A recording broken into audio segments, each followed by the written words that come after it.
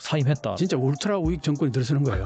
아베 정책을 그대로 아마 할 가능성이 상당히 높아요. 한국이나 중국에 대해서 아마 혐중 이거는 예사할 거예요 앞으로. 엔화도 떨어지고 주식도 떨어지고 뭐 다 떨어지는 거죠. 그렇게 되면은 일본 경제가 이제 뭐 박살 나는 거죠.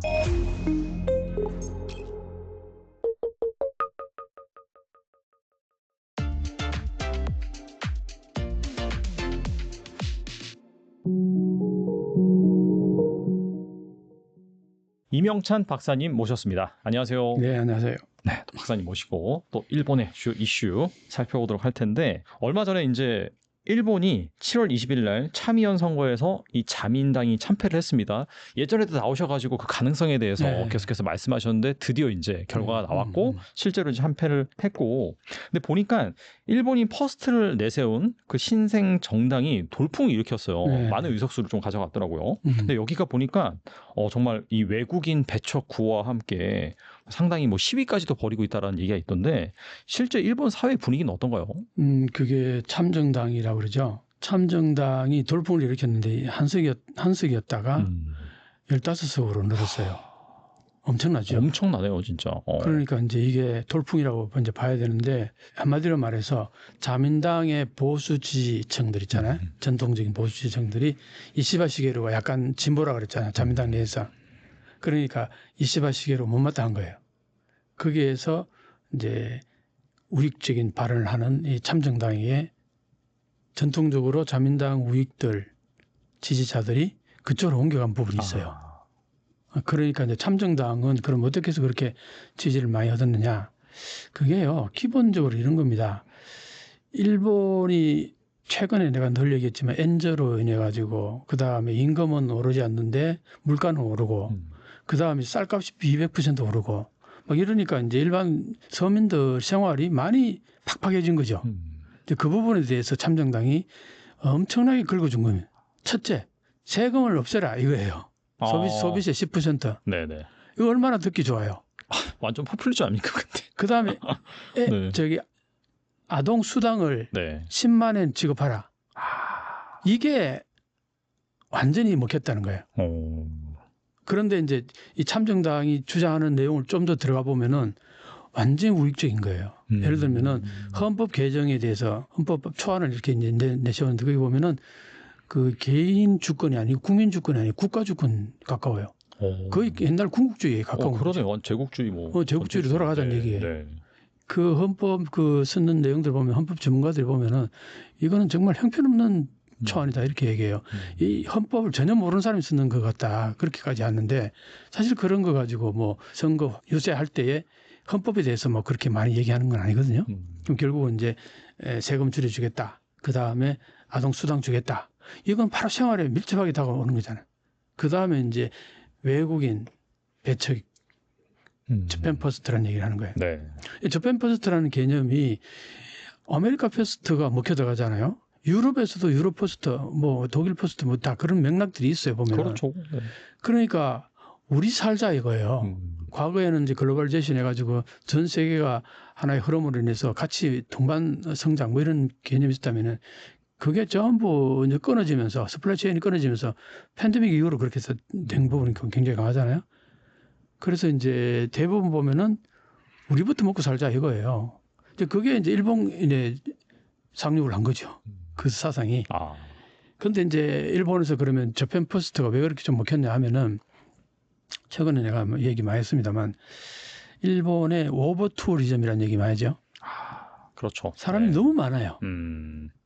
한번 가보면 아시겠지만 그 유명 관광지에는 사람이 너무 많아가지고 거기 생활하는 사람들은 정말 비명을 질러요.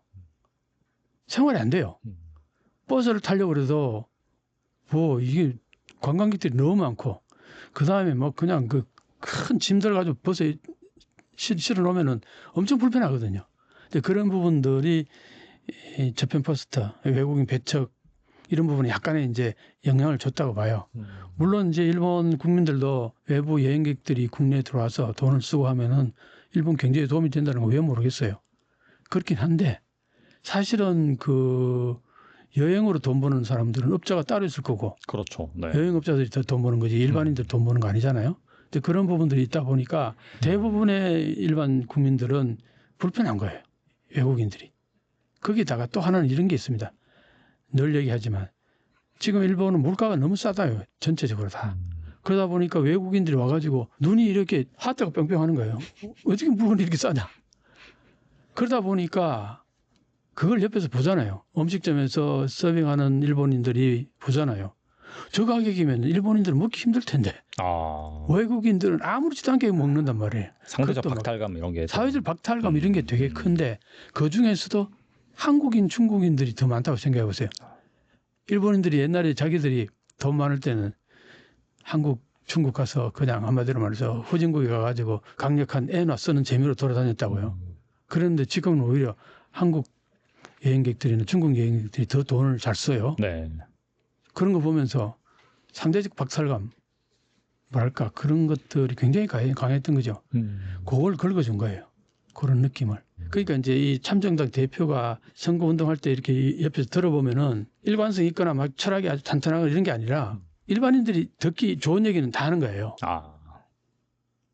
그러니까 이런 얘기를 합니다. 철학적으로는 상당히 우익적이고 그다음에 뭐 헌법 같은 거 초안을 보면은 이게 옛날 궁극적으로 돌아가는 뭐 그런 어떤 사상적인 바탕이 조금 있는 것 같은데 거기에서 그 강연하는 걸 선거 유세하는 걸 듣는 사람들의 이렇게 표정들이나 거기 어떤 사람들이 와 있나 이렇게 가서 보면은 정말 평소에 투표하러 가지 않던 사람들 같은 사람들 있잖아. 평소에는 투표에 전혀 관심 없었을 것 같은 건데 그런 사람들이 나와가지고 그 시청한다는 거예요. 보고 있다는 거예요. 되게 그 풍경이 뭔가 이상하더라는 거죠. 우익적이면 막 그 소위 말해서 그 약간 그 우익적인 그 냄새가 풀풀 풍기는 사람들이 나이 든 사람들이나 이런 사람 주로 앉아서 들을 것 같은데 우익들이 아무래도 중장년층이 많거든요. 그럴 것 같았는데 그게 아니더라는 거예요. 그럼 뭐냐? 이게 한마디로 말해서 일반 국민들, 일반 서민들이 삶이 팍팍해졌다는 얘기예요. 거기에 아까 말했던 소비세를 없애자. 그다음에 아동수당을 10만 원씩 주자. 이런 것들이 생활하고 직결되는 얘기다 보니까 30대 젊은 그 애기 엄마들 베이비카를 끌고 와서 그 듣고 있는 사람들이 그렇게 많더라는 거예요. 옛날에는 보이지 않던 모습들이라는 거예요. 하여튼 그 정도로 참정당이라는 당이 이번에 돌풍을 일으킨 거는 자민당에 갔던 그 우익들인 지지표도 어느 정도 그쪽으로 갔고 그다음에 생활에 공공했던 사람들이 대부분 야당들이 감세 정책을 얘기했어요. 그래서 야당 쪽으로 표가 많이 갔거든요. 그런데 이시바 시계로 자민당, 공영당, 이 연립여당은 감세는 절대 안 된다였거든요. 왜냐하면 지금 재정이 엉망이 되는 거죠. 이런 재정에서 또 감세해버리면은 그 세수를 또 결국은 국채를 찍어내야 될 거 아니에요. 그렇죠. 네. 그럼 다시 빚이 늘어나는 거 아니에요. 그렇게 되면은 이게 문제가 발생한다. 여기에서 제대로 된 이제 정답인 거죠. 이시바 시계로는. 그게 어떻게 보면 일본에서는 정도예요. 그게. 그런데 야당들은 대부분 다 완전히 인기 영합적인 이제 선거 공약이라는 게 결국 뭐냐. 세금 면제해 주겠다. 세금 줄여 주겠다. 아니면 세금 이게 뭐 상한선을 높여 주겠다. 다 그런 얘기예요. 그 야당이 대부분 다 감세 얘기를 했는데 유일하게 감세 얘기를 못하니까 여론은 전부 감세 쪽으로 다 가버린 거예요. 그래서 자민당이 참패했다고 보면 되거든요. 그리고 이 주말에 나온 뉴스인데 이시바 총리가 주말에 전격 사임했다라고 이제 기자회견을 했죠. 네. 차기 총리로는 보니까 온건 보수파 고이즈미 신지로 박사님께서 또 나와서 네, 말씀 네. 많이 하셨죠. 네. 그 다음에 이 사람이 문제인데 강경 보수 그 다카이치 사나에 이 두 사람이 꼽히더라고요. 네. 아무튼간에 이것 때문에 일본의 이 정치적 불확실성이 고조가 되면서 엔화가 또 약세를 보이기도 하고 이런 상황인데 박사님께서는 어떻게 보시는지 궁금하네요. 조금 전에 참여연 선거에서 논점이 뭐였어요? 감세냐 아니냐 아니 그렇죠? 그 다음에 생활이 궁금하니까 뭐 보조금을 주느냐 안 주느냐 이거였단 말이에요. 그러니까 결국은 이제 뭐냐 하면은 지금 이시바 정권을 끌어내리고 새로운 정권이 들어선다는 건 뭐냐 하면 결국은 이 경제 정책에 대한 변화 이게 있을 수 있지 않느냐 이거예요. 그럼 결국 뭐겠어요? 이시바 시게루 정책보다는 반대쪽의 정책을 얘기하는 사람이 될 가능성이 많다 이런 얘기예요. 그건 결국 뭐냐 세금을 좀 감면해 주거나 아니면은 또 돈을 많이 푸는 거예요. 그게 소위 말하는 다카이치 사나이가 그겁니다. 감세에다가 2차원 금융 완화 정책 아베 총리가 그렇게 오랫동안 했잖아요. 그걸 그대로 이어받을 가능성이 많아요. 왜냐하면 다카이치 사나이는 뭐 아베의 아바타로 해도 과언이 아니었어요. 거의 아바타로 보면 돼요. 아베 전 총리가 이 다카이치 사나이를 전폭적으로 밀어줬거든요. 근데 이 사람은 자기 파벌도 없는 사람이 자민당에서 혼자 옛날에는 또 자민당을 또 나갔던 사람이에요. 그런 사람이 지금 현재 인기가 그렇게 높은 이유는 거의 99%는 아베가 밀어줬기 때문이에요. 지금 아베파가 많잖아요. 자민당 내에. 그런 사람들이 다 이제 다카이치 사나이 밀어준 이유는 아베가 밀었던 사람이다 이거예요. 그리고 아베 생각하고 많이 비슷하고 어떤 의미에서 아베보다도 더 우익적이에요. 야스쿠니 진자를 매년 반드시 가겠다. 자기가 총리가 되면. 지금 뭐 총리 아닌 상태에서는 지금 뭐 매년 가는 건 당연하고 총리가 되더라도 매년 반드시 참배하겠다 이렇게 얘기하니까 이제 그 부분이 굉장히 우익적이라고 보는 거죠. 강경하다 보는 거죠. 자, 그래서 이제 다카이치 사나에하고 고이즈미 신지로 이 두 사람이 지금 회자되는데 또 한 사람이 회자되는 게 있어요. 하야시라고 지금 그동안에 지금까지 관방장관을 오래 했던 사람이. 왜 그러냐 하니까 다카이치 사나이는 우익적이다 보니까 이 사람이 총리가 되는 경우에 예를 들어서 자민당 총재가 되는 경우 총재 바로 이꼬로 총리는 아니잖아요. 근데 과거에 다수당이었을 때는 총재 이꼬로 바로 총리였어요. 근데 지금은 총재가 되더라도 다수당이 아니기 때문에 국회에서 만약에 야당이 똘똘 뭉쳐가지고 자기들 총리 후보를 내버리면은 자민당 총재라도 총리가 되는 건 아니에요. 그러면 결국 뭐냐? 야당하고 잘 섭외를 해서 야당이 지지해 주도록 유도를 해야 될 거 아니에요. 그렇죠. 네. 정책 결합이라든가 뭐 정책 협의라든가 이런 걸 통해 가지고 그쪽에서 요구하는 경제 정책 하나 들어주면서 자, 우리 지지해 주라. 그렇게 해서 국회에서 이제 표결이 됐을 때 총리가 될 수 있단 말이에요. 자, 그런데 야당 대체로 야당들이 다카이치 사나이 너무 우익적이다 보는 거예요. 그래서 사실은 다카이치 사나이가 이 우익적인 이 인사가 자민당 총재가 됐을 경우에 손을 잡을 수 있는 정당이 보수당하고 이 참정당 이 두 당이 아닐까 이런 얘기가 있어요. 만약에 이 두 당이 힘을 합쳐가지고 됐을 경우에 진짜 울트라 우익 정권이 들어서는 거예요. 아수라장 되겠네. 완전히 울트라 우익 정권이 들어서는 거예요. 야. 옛날 아베보다 훨씬 더 강할 거예요. 그렇게 되면 이제 어떻게 되냐? 이게 오래 갈 거냐? 여론에서 이게 제대로 먹혀 들어갈 거냐? 이런 얘기가 이제 있는 거죠. 그래서 자민당 내에서도 다카이치 사나이에 대해서 상당히 우려하는 부분이 있어요. 지지도는 높지만 그건 우익들이 지지하니까 네. 자민당 내 우익 그 아베파들은 다 지지한다고 보면 되거든요. 예, 그러다 보니까 그렇긴 한데 이게 가능성이 있을까? 내가 볼 때는 가능성이 그렇게 높지 않다고 나는 봐요. 왜냐하면 될 것 같아서 지난번에 됐을 거라는 보거든요. 왜냐? 가장 이제 아킬레스건이 뭐냐면 야스쿠니 진자를 매년 참배하겠다. 이렇게 되면요. 한국, 중국하고 관계 완전히 단절되고 미국과의 관계도 파탄이 날 거라 나는 보거든요. 물론 이제 아베같이 아베도 그렇게 얘기했다가 한 번 딱 가고는 두 번 다시 안 갔단 말이에요. 다카이치 사나이도 그럴 가능성 전혀 없지는 않겠죠. 일단 총리가 된 다음에 우익들의 여러와 같은 지지를 얻고 총리가 된 다음에 한 번 딱 가서 워낙 주변 국가들이 떠드니까 뭐 삼가하겠다. 좀 자정하겠다. 네. 이러면서 안 갈 수도 있죠. 그렇죠. 네. 아베가 그랬으니까 그렇게 할 수도 있는데 근데 이 사람은 아베보다도 더 우익적이라고 얘기했잖아요. 말하는 게 굉장히 그 과격해요. 우익적이고 한국이나 중국에 대해서 아마 혐중 이거는 예사할 거예요 앞으로.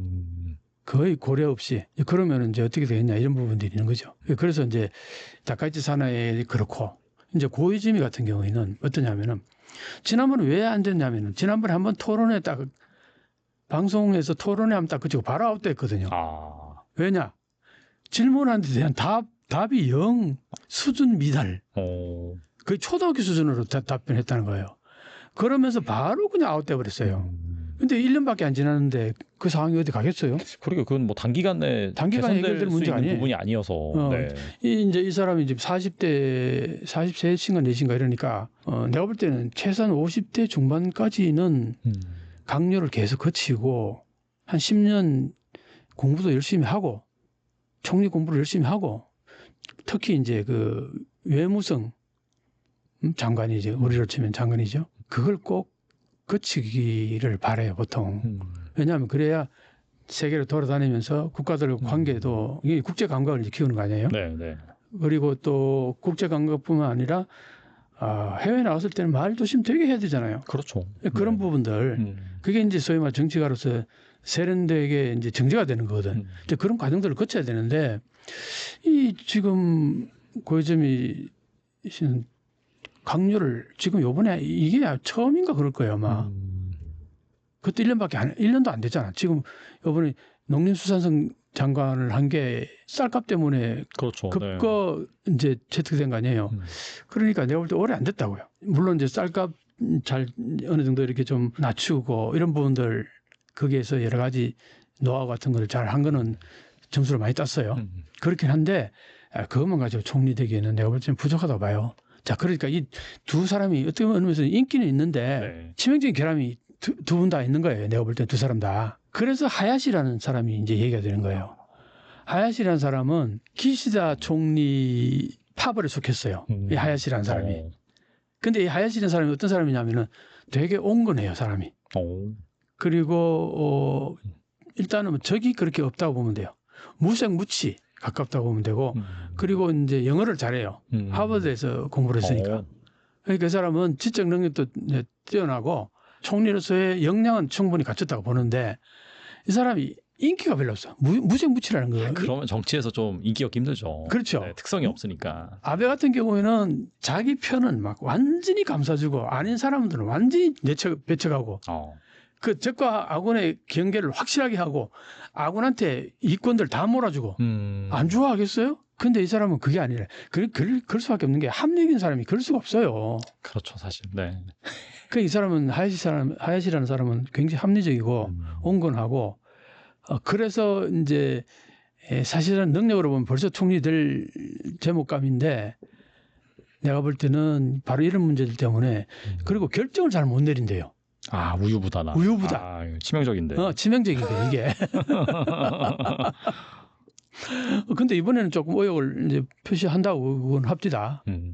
그래서 어떤 의미에서는 이 아까 다카이치 사나이하고 고이즈미 이 두 사람이 장점이 있음에도 불구하고 아주 치명적인 단점이 두 개가 있잖아요, 그죠? 양쪽 다. 다카이치 사나이 너무 우익적인 거하고 고이즈미는 경험이 많이 부족하다. 이 두 가지 때문에 자민당에서는 이 사람들을 지금 당장 시키기에는 한번 거쳐서 하야시를 한번 거치는 것도 좋지 않냐. 뭐 이런 얘기들이 나오더라고요. 그래서 이제 그렇긴 한데 그래서 이제 여기서 하고자 하는 얘기는 뭐냐면 다카이치 사나이가 총리가 됐을 경우에는 돈을 많이 풀 거예요. 그럼 어떻게 됩니까? 주식은 올라갈 가능성이 있어요. 그런데 엔저로 갈 가능성이 있습니다. 기존에 그 패턴으로 가거든요. 거기다가 일본 은행에 대해서 금리 못 올리게 해요. 이 다카이치 사나이는 금리 올리는 거에 대해서 지난번에도 굉장히 비판했단 말이에요. 네네. 그리고 아베가 그랬잖아요. 아베가 뭐 마이너스 금리까지 내려갔잖아요. 네. 그러니까 이게 아베의 아바타라고 그랬잖아요. 내가. 아베 정책을 그대로 하면 할 가능성이 상당히 높아요. 2차원 금융 완화 정책 돈을 마구 풀고 뭐 적극 재정이죠. 그하고 그다음에 금리는 안 올릴 거고. 자 이렇게 되면 어떻게 돼? 그다음에 금리 안 올리고 돈을 많이 풀고 재정 확장 정책을 펴고 이렇게 되면은 결국은 엔저로 갈 가능성이 상당히 농후한 거죠. 그다음에 그게 엔저로 가고 그러면은 수입 물가가 올라가잖아요. 그럼 수입 물가가 올라가면 물가가 올라가요. 지금 물가가 올라가고 벌써 3%까지 올라갔잖아요. 네. 물가가 올라가고 있는데 이걸 잡으려면 뭐가 필요합니까? 유일하게 금리를 올리는 것밖에 없어요. 근데 금리를 못 올리게 한단 말이에요. 지금 일본은 자체적으로 지금 금리 올릴 수도 없고 왜? 금리 올리는 순간 안고 있는 부채가 너무 크기 때문에 그게 이자 줄 돈이 천문학적으로 늘어난단 말이에요. 그래서 금리를 올리지 못하는 거거든요. 이런 상황에서 다카이치 사나이가 총리가 됐을 경우에는 주식은 좀 올라갈지 몰라도 엔저로 갈 가능성이 많고 물가가 올라간다. 그래서 이거 잘못하면은 금리는 못 올리고 그럼 하이퍼 인플레이션 될 가능성이 있다 이거예요. 하이퍼 인플레이션 되면 주식도 올라가지도 않아요. 그렇죠. 그렇게 되면 뭐 경제가 무너지는 거니까. 경제가 뭐 네. 엔화도 떨어지고 주식도 떨어지고 뭐 다 떨어지는 거죠. 금리도 떨어지고 하여튼 뭐 그렇게 되면은 일본 경제가 이제 뭐 박살나는 거죠. 그걸 두려워하는 부분이 있어요. 자, 그런데 고이즈미하고 하야시 이 양쪽이 되면은 고이즈미 하야시는 이시바 시게루하고 같은 그거잖아요. 같은 내각에 있었고 네. 그러다 보니까 이시바 시게루의 정책을 그대로 이어나갈 가능성이 상당히 높다 이렇게 보거든요. 자, 그러다 보니까 여론은 어떨까? 뭐 사실은 자민당 총재 선거는 여론하고 관계없어요. 자민당 국회의원들하고 당원 반반씩 이렇게 숫자가 되다 보니까 거기서 결정난단 말이에요. 그 여론하고 관계없어요. 그렇기 때문에 다카이치 사나가 되든 하야시가 되든 고이즈미가 되든 그건 지금은 사실은 누가 될지 진짜 알 수가 없어요. 보니까. 불확실성은 더 커지겠네요. 불확실성이 훨씬 커졌어요. 음. 내가 보니까 어떤 사람은 다카이치 사나이가 상당히 가능성이 높다. 어떤 사람은 고이즈미가 높다 그러는데 둘 다 치명적인 그 문제점이 있기 때문에 이게 어떻게 되느냐 얘기해요. 그거 쉽지 않다 이런 얘기를 이제 하더라고요.